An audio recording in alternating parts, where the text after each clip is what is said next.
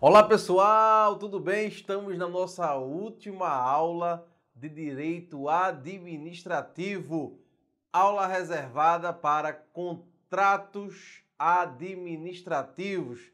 Isso mesmo, a aula que vem depois de licitação. Primeiro a gente tem que estudar a licitação, é o procedimento prévio, para a contratação de obras, de serviços. A licitação é um procedimento prévio para que nós possamos chegar aos contratos administrativos.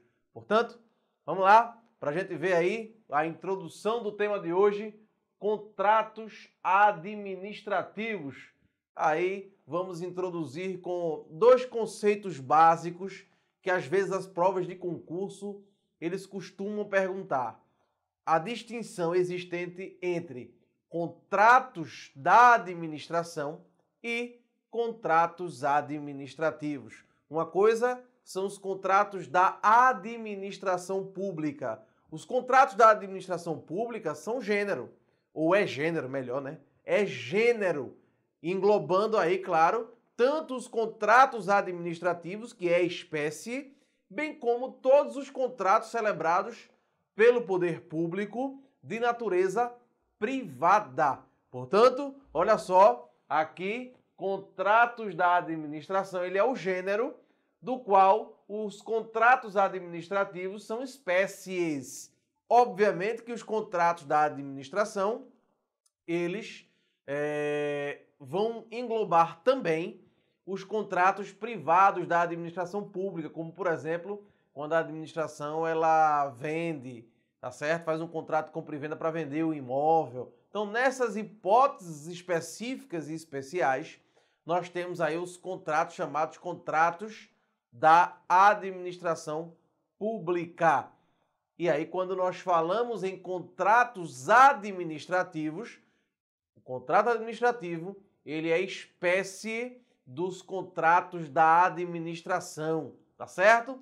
E aí, obviamente, que a gente vai tomar emprestado alguns conceitos, apenas emprestado, alguns conceitos da teoria geral dos contratos lá do direito civil. No entanto, os contratos administrativos possuem prerrogativas que lhes são peculiares, ok? E aí tem um cuidado específico que eu sempre coloco. Vamos lá ver na tela. Esse cuidado é importantíssimo. Olha só, os contratos da administração, ainda que privados, estão sujeitos ao controle do Tribunal de Contas, já que envolve dinheiro público, dependendo de procedimento licitatório, ok? Então, um grande cuidado aí, que os contratos da administração, sejam eles contratos administrativos, que é o que a gente vai estudar hoje, sejam eles os contratos privados da administração pública, eles necessitam de um prévio procedimento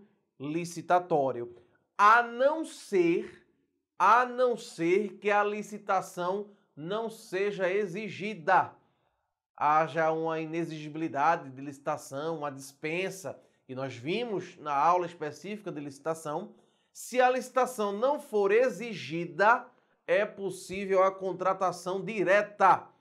Olha aí, questão muito recorrente em prova de concurso público. É possível a administração pública efetuar uma contratação direta? Sim, claro que é possível a administração pública fazer uma contratação direta, tá bom? Mas vamos focar nossa aula em contratos administrativos, que é o tema da aula de hoje. Vamos ver o conceito. O conceito que eu trago é um conceito de Matheus Carvalho. Olha só, na tela, vamos lá.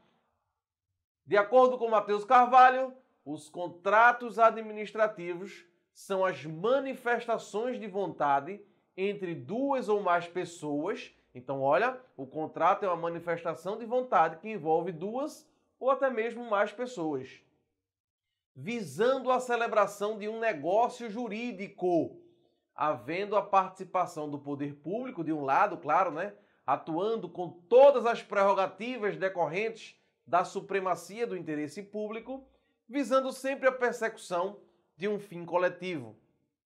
Este contrato, que possui a verticalidade como característica, é regido pelo direito público, sendo inerentes a ele todas as prerrogativas e limitações do Estado. Olha só que Matheus Carvalho, ele traz um conceito muito peculiar de verticalidade que de fato existe, né? Quando o poder público faz um contrato administrativo, existe uma verticalidade, porque existe a superioridade, a supremacia do interesse público em detrimento do interesse particular ou interesse privado. Esse é o conceito. Então, um contrato administrativo é um negócio jurídico celebrado entre o poder público e um particular que irá realizar ali a obra, o serviço. Isso é contrato administrativo. E nesse contrato, o poder público possui limitações próprias do direito administrativo, como possui também prerrogativas, direitos que estão aí para poder melhorar a situação da própria administração e a administração ter a prerrogativa dessa supremacia, né, do interesse público, inclusive trazendo a possibilidade daquilo que nós chamamos, e vamos estudar ainda hoje, das cláusulas exorbitantes. É possível que nos contratos hajam cláusulas, ou mesmo, se não houver no contrato, a própria lei, ela traz as chamadas cláusulas exorbitantes, são situações que colocam o poder público acima do particular no que se refere ao contrato administrativo. Tá certo, gente? Quem possui competência para legislar sobre contratos administrativos? É o ponto 3 da nossa aula de hoje. Olha só, competência legislativa. A União é que deve proceder à legislação acerca das normas gerais aplicáveis à matéria, cabendo aos estados e aos municípios a edição da norma suplementar, que deve, obviamente, obediência às regras estipuladas às normas gerais, a norma da legislação federal. Tá certo, gente? Não existindo lei local ou não existindo lei estadual acerca dos contratos administrativos, a legislação federal ela tem que ser aplicada de forma integral. Lembrando, obviamente, que se existir lei municipal ou lei estadual, elas têm que estar de acordo com o que rege a lei geral, que é a lei federal. Tá bom, gente? Vamos dar uma olhadinha agora no que diz a Lei 8.866, 866, né? De 1993, sobre os contratos administrativos. Artigo 54. Vamos lá? Vamos ver o que diz o artigo 54. Olha só. Os contratos administrativos de que trata esta lei regulam-se pelas suas cláusulas e pelos preceitos de direito público. Olha só, então vejam que os contratos administrativos vão se regular pelas suas cláusulas. O que são as cláusulas? É aquilo que está escrito no contrato. Então, geralmente no contrato tem as cláusulas, cláusula primeira, cláusula segunda. Aquilo são as regras do próprio contrato, tá certo? A lei, a 8666, traz hipóteses e situações gerais, tá certo? Dos contratos administrativos, mas a regência desse contrato em si, obviamente, vai ser pelas cláusulas que o contrato compõe. Então, o contrato se compõe de várias cláusulas, obviamente são essas cláusulas que vão valer ali frente às partes deste mesmo contrato. Tá bom, gente? Claro que essas cláusulas têm que estar de acordo com o que a lei prescreve, ok? E aí ela fala ainda, e de acordo também com os preceitos de direito público, aplicando-se-lhes de forma supletiva, como nós vimos, né? Os princípios da teoria geral dos contratos e as disposições do direito privado. Então vejam que as disposições contratuais do direito privado se aplicam supletivamente. Como assim, Johannes? Explique melhor. Se eventualmente para uma determinada situação não houver nada na legislação e não houver nada nas cláusulas do contrato administrativo que reja aquela matéria, nós temos que pegar emprestado do direito civil na parte dos contratos para poder ajustar aquele contrato administrativo. Ok? Vamos para o parágrafo 1º do artigo 54. Olha o que diz. Os contratos devem estabelecer com clareza e precisão as condições para a sua execução, expressas em cláusulas que definam os direitos, obrigações e responsabilidades das partes em conformidade com os termos da licitação e da proposta que se vinculam. Vejam, obviamente, que o contrato deve estar de acordo com o objeto, claro, licitatório, que foi feito previamente, e a proposta, né? São vinculativos aí, o contrato possui essa vinculação.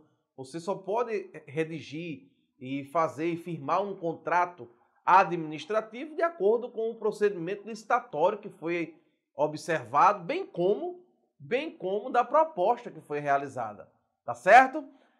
Vimos aí, portanto, esse artigo 54, tem outros parágrafos também, mas o que importa, o mais importante é esse parágrafo primeiro, mas existe um artigo da Lei 8.666 sobre contratos administrativos que é de suma importância, que traz o que o contrato deve conter, quais são as cláusulas necessárias para todo o contrato. Então, o contrato vai ter aquelas cláusulas que nós vimos, né? E a lei diz quais são as cláusulas necessárias, ou seja, em todos os contratos administrativos, essas cláusulas estarão presentes. Vamos ver quais são? Artigo 55 da Lei 8.666. Olha o que diz.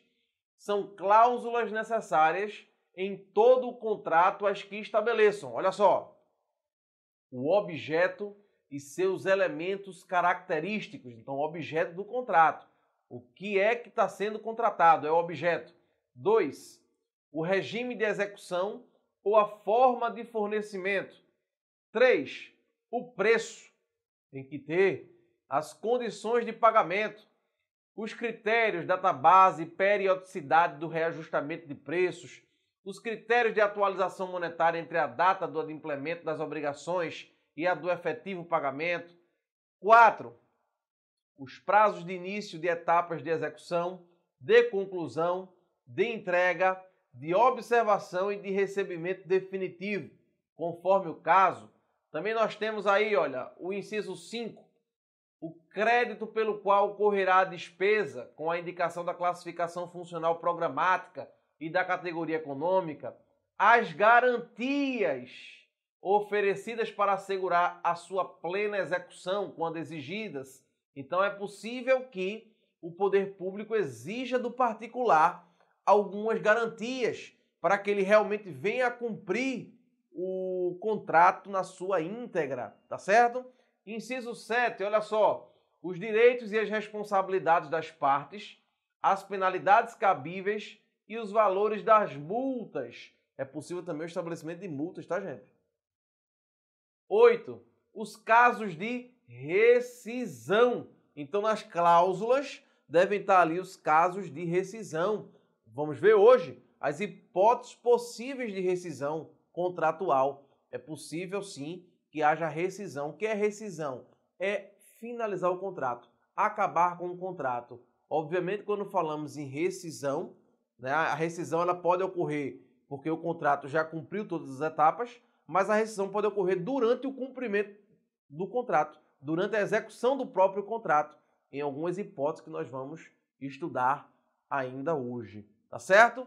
Além da rescisão, nós temos o reconhecimento dos direitos da administração, em caso de rescisão administrativa, prevista no artigo 77 desta lei. São situações em que a administração pode encerrar por vontade própria, de forma unilateral, ou seja, ela toma independentemente da vontade do contratado, tá certo? 10. As condições de importação, a data e a taxa de câmbio para a conversão, quando for o caso. O 9. A vinculação ao edital de licitação ou ao termo que a dispensou ou a inexigiu, ao convite e à proposta do licitante vencedor. O 12. A legislação aplicável à execução do contrato e especialmente aos casos omissos. O 13. A obrigação do contratado de manter durante toda a execução do contrato, em compatibilidade com as obrigações por ele assumidas, todas as condições de habilitação e qualificação exigidas na licitação. Tá certo? Então aí a gente vê as cláusulas que são imprescindíveis, necessárias para os contratos administrativos. Temos várias cláusulas, né? Só em resumo, eu reputo importante vocês anotarem aí o objeto, é importantíssimo, o preço e as condições de pagamento, os prazos para o cumprimento do contrato, importantíssimo, as garantias, quando forem exigidas, a possibilidade de rescisão unilateral, tá certo? Pelo poder público, também é outro ponto importantíssimo. E, para finalizar, a obrigação da manutenção pelas partes da execução do contrato, em especial essa obrigação para o contratado, tá bom? Então, é importante a gente ter essa noção geral das obrigações que deve se ter em todos os contratos administrativos, da administração não, mas os contratos administrativos, que é a espécie, né, de contratos da administração. Tá bom, gente? Dá uma lidinha aí nesse artigo que a gente viu, tá certo? Uma releitura nesse artigo, o artigo 55 da Lei 8666, porque é importante, geralmente isso cai em prova. Outro assunto também que é muito comum quando se trata de contratos administrativos são as características dos contratos administrativos. Claro, os contratos administrativos possuem algumas características que são peculiares. Essas características nós vamos ver agora, tá bom? Quais são as características? Primeiro, o interesse público, né? Tem que ter, a primeira característica do contrato administrativo é o interesse público. Tem que ter interesse público, claro. Vamos lá. Primeira, o interesse público. Todo contrato deve buscar o interesse público. Claro, todo contrato tem que buscar o interesse público. Outra característica, o contrato ele deve ser comutativo.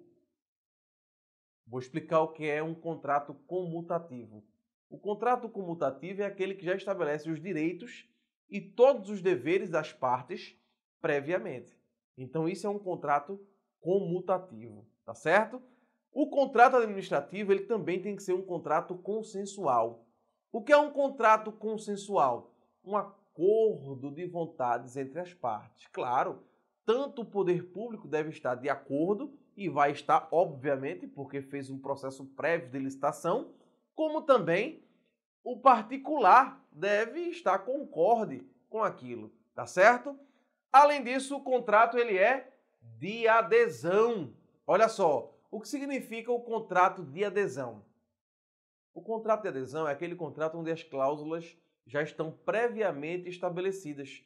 O participante, a outra parte, apenas vai ler e assinar ou não assinar, tá certo? Isso é o contrato de adesão. É diferente daqueles contratos em que você pode negociar. Por exemplo, vamos dar um exemplo. Você vai fazer um contrato de locação. Aí está lá uma cláusula dizendo que qualquer problema no imóvel, quem responde é você, que é o locatário que está alugando. Aí você diz, não, eu não quero essa cláusula aqui não. Aí o locador diz, tudo bem, eu fico com essa obrigação, já que eu quero alugar o imóvel, tudo bem, se acontecer algum problema decorrente da construção, eu me responsabilizo. Mas se for você que tiver danificado o imóvel, você se responsabiliza. Aí o locatário gostou, concordou, altera-se o contrato nesse ponto. Altera-se o contrato também no ponto do preço. Opa, no contrato administrativo isso não pode acontecer. Por que isso não pode acontecer? Porque ele é um contrato de adesão. As cláusulas têm que estar já previamente estabelecidas. O preço, por exemplo, já está estabelecido até mesmo por ordem do processo licitatório. Tá certo, gente? Além disso, é um contrato oneroso. Por que é oneroso? Porque não é gratuito. Rola dinheiro, com certeza. Por isso que ele é um contrato oneroso. Tem outra característica também muito perguntada que é que os contratos administrativos são sinalagmáticos. Vou explicar o que é um contrato sinalagmático. O contrato sinalagmático ele se assemelha muito aos contratos comutativos, que é um conceito muito parecido aos contratos comutativos. Mas quando eu falo em sinalagmático, significa que existem obrigações de um lado e obrigações de um outro lado. Os dois lados têm obrigações no contrato. Isso é o contrato sinalagmático. Enquanto o contratado vai ser obrigado, um exemplo, a construir algo, o poder público vai ser obrigado a pagar. Então, vejam que existem obrigações recíprocas, ok? Também o contrato ele é personalíssimo e é formal. E a gente finaliza assim as características. Vamos ver na tela? Vamos lá? O contrato ele é personalíssimo, né? Com possibilidade de subcontratação, que é a exceção. A exceção é a possibilidade de subcontratar. Mas a regra é que o contrato é personalíssimo, é destinado a uma pessoa jurídica específica e ela é quem tem que cumprir esse contrato. Como também ele é formal. A forma do contrato é definida, tá certo? A forma do contrato é definida em lei. A lei já definiu a forma contratual. Tá bom, gente? Então, essas são as características, só para a gente revisar, para não esquecer, quais são as características principais. Vamos lá. Interesse público. O contrato ele é comutativo. Ele é consensual, porque é um acordo de vontade entre as partes. Ele é um contrato de adesão. Além disso, ele é oneroso, sinalagmático, formal e personalíssimo. Essas são as características do contrato administrativo, tá certo? Que é aquele contrato estabelecido, um negócio jurídico estabelecido entre um poder público e um particular, ok? Obviamente que, como ele é um contrato formal, tem uma exigência específica, que é o do procedimento licitatório. Nós vimos, né? Quem quiser depois dar uma olhadinha novamente, artigo 26 da Lei 8666. O contrato deve ser escrito, né? Está aí a formalidade dele também. O contrato administrativo, ele tem que ser escrito, mas bota uma observação maiúscula aí no teu caderno. Presta atenção. Olha para mim, presta atenção nesse ponto que eu quero colocar, que você pontue aí no seu caderno. Baixa um pouquinho o volume para que o seu vizinho que vai fazer o concurso aí em Petrolina, ele não pegue essa informação. O contrato administrativo, quanto à forma, tem que ser escrito. Ele tem que ser escrito. No entanto, existe uma possibilidade do contrato ser verbal, ou seja, de você não ter um contrato escrito. As cláusulas do contrato vão ser as próprias regras da Lei 8666. Presta atenção nisso. Está aqui. Vamos lá ver? Admite-se o contrato verbal nas compras que não ultrapassam 5% do valor máximo definido para a licitação na modalidade convite. O valor máximo, R$80 mil, né?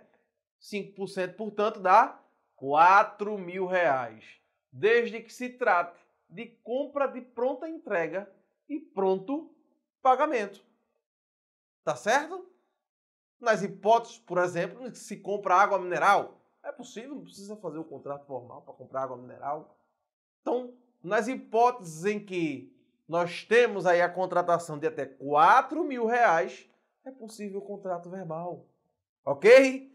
Belíssima informação. Agora tu aumenta o som para a gente continuar com a aula.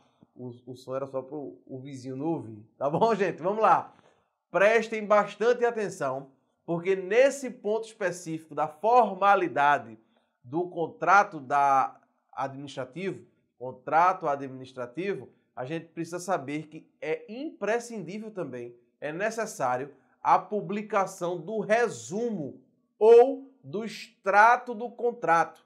Também é requisito, também faz parte da forma do contrato, ok? E aí, quando for feita essa publicação, a administração ela tem que realizar isso, né, até o 5º dia útil do mês seguinte ao da sua assinatura, ou até mesmo 20 dias corridos, sendo válido o que acontecer primeiro, tá bom? Então, quando a gente fala em publicação, como é que tem que ser feito? Duas hipóteses. Qual é a primeira hipótese? Até o 5º dia útil do mês seguinte ao da assinatura do contrato, ou 20 dias corridos, sendo válido o que advier primeiro, tá bom? sem a publicação, o contrato ele é válido, é perfeito, mas não gera efeitos, não é eficaz, tá bom? Importantíssimo esse ponto, ok, gente? O ponto 5 da aula de hoje trata sobre as chamadas cláusulas exorbitantes.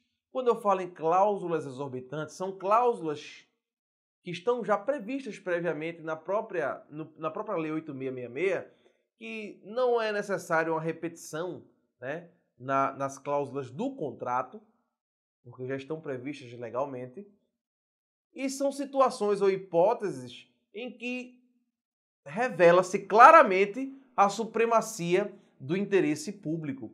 Essas cláusulas exorbitantes estão implícitas no contrato. E o artigo 58 da Lei 866, ela traz essas hipóteses, tá certo? Então, próximo tema, cláusulas exorbitantes. Olha aí, vamos lá. Artigo 58.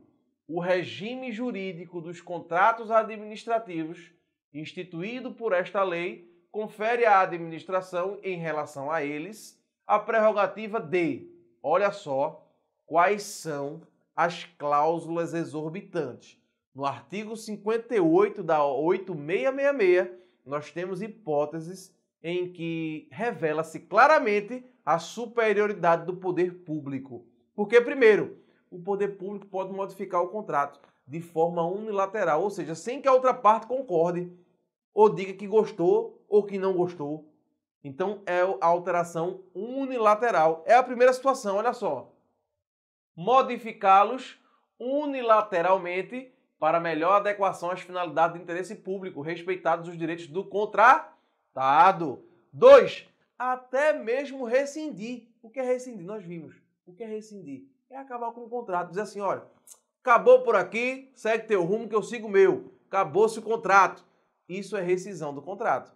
Então, 2, rescindi-los unilateralmente nos casos especificados no inciso 1 do artigo 79, que nós vamos estudar. Não nesse bloco, no próximo bloco, tá certo? 3. Fiscalizar-lhes a execução. O poder público pode fiscalizar a execução do contrato, claro. Aplicar sanções motivadas pela inexecução total ou parcial do ajuste. Então, pode-se aplicar sanções, tá certo? Específicas para a parte faltosa do contrato, no caso, o executor do contrato, né? O particular, certo? O 5. Vamos lá ver o 5.